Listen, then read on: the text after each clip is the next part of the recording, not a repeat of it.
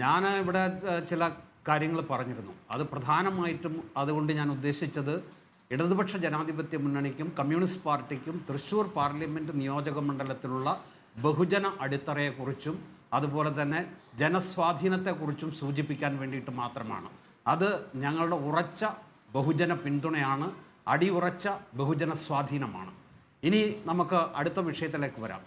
എന്തുകൊണ്ടാണ് നരേന്ദ്രമോദി ഇവിടേക്ക് വരുന്നത്? നരേന്ദ്രമോദിയുടെ കണക്കുകൂട്ടൽ ഈ തെരഞ്ഞെടുപ്പിൽ സുരേഷ് ഗോപിയെ പോലെ ഒരാളെ നിർത്തിയാൽ ഒരു ചലച്ചിത്ര നടൻ അല്ലെങ്കിൽ ഒരു മന്ത്രി പദമൊക്കെ വാഗ്ദാനം ചെയ്ത് അതിൻ്റെ ഇതിൽ വോട്ട് നേടാമെന്നാണ് കരുതുന്നത്. പക്ഷെ നമ്മൾ മനസ്സിലാക്കേണ്ട ഒരു കാര്യമുണ്ട്. ഇവിടെ നേരത്തെ ഉന്നയിക്കപ്പെട്ടൊരു ചോദ്യമാണ്, എന്തുകൊണ്ടാണ് സുരേഷ് ഗോപിയെ അവിടെ സ്ഥാനാർത്ഥിയായി നരേന്ദ്രമോദി അവതരിപ്പിക്കാതിരുന്നത്? അദ്ദേഹം 2024 നടക്കാൻ പോകുന്ന പൊതു തെരഞ്ഞെടുപ്പിൻ്റെ ആദ്യത്തെ പൊതു റാലിയിലാണ് അദ്ദേഹം പങ്കെടുത്തത്. അത്തരമൊരു റാലിയിൽ പങ്കെടുക്കുമ്പോൾ അത് കൃത്യമായിട്ടുള്ള ലക്ഷ്യത്തോടു കൂടിയിട്ടാണ്. അവിടെ അദ്ദേഹം തൻ്റെ സ്ഥാനാർത്ഥിയാകാൻ പോകുന്ന, ഞാൻ പറയുന്നു തൻ്റെ സ്ഥാനാർത്ഥിയെന്ന്, അത് BJPയുടെ സ്ഥാനാർത്ഥിയല്ല, തൻ്റെ സ്ഥാനാർത്ഥിയാകാൻ പോകുന്ന സുരേഷ് ഗോപിയെക്കുറിച്ച് പറഞ്ഞില്ല എന്ന് പറയുന്നത് ഒരു സൂചനയാണ്. ഈ രാജ്യത്തെ എല്ലാ നിയോജക മണ്ഡലങ്ങളും സ്ഥാനാർത്ഥി നരേന്ദ്രമോദി മാത്രമാണ്. നരേന്ദ്രമോദിക്ക് മറ്റാരും പ്രശ്നമല്ല. നരേന്ദ്രമോദി പ്രതിനിധാനം ചെയ്യുന്ന സ്വച്ഛാധിപത്യ പ്രവണത അല്ലെങ്കിൽ ഫാസിസ്റ്റ് പ്രവണതയുടെ പ്രകടനമാണ് അവിടെ നടന്നത്. അതാണ് നമ്മൾ ചർച്ച ചെയ്യേണ്ടതായിട്ടുള്ള രാഷ്ട്രീയം. അവിടെ അദ്ദേഹം ആവർത്തിച്ചുറപ്പിച്ച കാര്യങ്ങളൊന്നും തന്നെ യാഥാർത്ഥ്യത്തിൽ നിന്ന് വളരെ ഭിന്നമായിട്ടുള്ളൊരു കാര്യമാണ്. ഇവിടെ ശ്രീ ശിവശങ്കരൻ സൂചിപ്പിച്ചു ശൗചാലയങ്ങൾ പണിതതിനെക്കുറിച്ച്. ഞാൻ ശിവശങ്കരനോട് ഒരു അഭ്യർത്ഥന നടത്തുകയാണ്.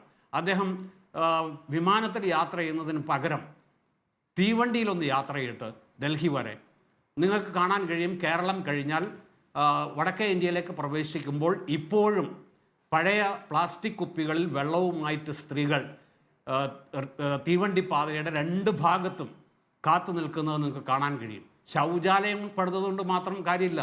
ശൗചാലയത്തിൽ വെള്ളം എത്തണം. ശൗചാലയങ്ങളിൽ വെള്ളം എത്തുന്നില്ല.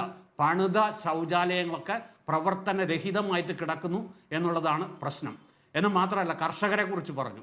കർഷകർ ഏറ്റവും അധികം ബുദ്ധിമുട്ട് സഹിക്കുന്ന, അവരുടെ ജീവിതം ദുർവഹമായിട്ടുള്ള ഏത് സാഹചര്യമാണ് ഇതിനു മുമ്പുണ്ടായിട്ടുള്ളത്? കർഷകർ ഒരു ഗവൺമെൻറ്റിനോട് ഒരു പോരാട്ടത്തിന് തയ്യാറായി വന്നിട്ടുള്ള ഏത് കാലഘട്ടമാണ് ഇന്ത്യയിൽ ഉണ്ടായിട്ടുള്ളത്? സ്ത്രീകൾ ഇത്രയധികം അപഹസിക്കപ്പെട്ട, സ്ത്രീകൾ തെരുവുകളിൽ വലിച്ചിഴക്കപ്പെട്ട, നഗ്നരാക്കപ്പെട്ട, കൂട്ട ബലാത്സംഗത്തിന് ഇരയാക്കപ്പെട്ട ഏത് കാലഘട്ടമാണ് ഉണ്ടായത്? നമ്മുടെ നാട്ടിലെ ന്യൂനപക്ഷങ്ങളെക്കുറിച്ച് ഇവർ സംസാരിക്കുന്നു.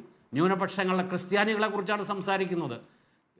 മണിപ്പൂരിൽ മാത്രം അവിടെ കൊല്ലപ്പെട്ട മനുഷ്യരെക്കാൾ കൂടുതൽ ക്രിസ്ത്യാനികളുടെ ആരാധനാലയങ്ങൾ തകർക്കപ്പെട്ടു എന്നാണ് എല്ലാ ദേശീയ മാധ്യമങ്ങളും പുറത്തു കൊണ്ടുവരുന്ന വാർത്ത. 200-ൽ പരം ആൾക്കാരാണ് മരിച്ചത്. 250-ൽ പരം ക്രിസ്ത്യൻ ദേവാലയങ്ങൾ തകർക്കപ്പെട്ടു. ഈ 1-ാം തീയതി അവിടെ മുസ്ലിങ്ങൾക്ക് നേരെ ആക്രമണം ഉണ്ടായി. എല്ലാ മതന്യൂനപക്ഷങ്ങൾക്കുമെതിരായിട്ടുള്ള കൊടിയ അതിക്രമങ്ങളാണ് നരേന്ദ്രമോദിയുടെ സ്വച്ഛാധിപത്യത്തിൽ നടക്കുന്നത്. അതുകൊണ്ടാണ് ഞാൻ പറഞ്ഞത് സുരേഷ് ഗോപി ഒരു സ്ഥാനാർത്ഥിയല്ല, സ്ഥാനാർത്ഥി നരേന്ദ്രമോദിയാണ്. ആ നരേന്ദ്രമോദിയെ പരാജയപ്പെടുത്തുന്നതിന് വേണ്ടി നമ്മുടെ രാജ്യത്ത് എല്ലാ ജനാധിപത്യ മതേതര ശക്തികളും പുരോഗമന ശക്തികളും ഒരുമിച്ച് നിൽക്കാൻ തീരുമാനിച്ചിട്ടുണ്ട്. അതിൻ്റെ പ്രതിഫലനം ഈ തെരഞ്ഞെടുപ്പിലുണ്ടാവും.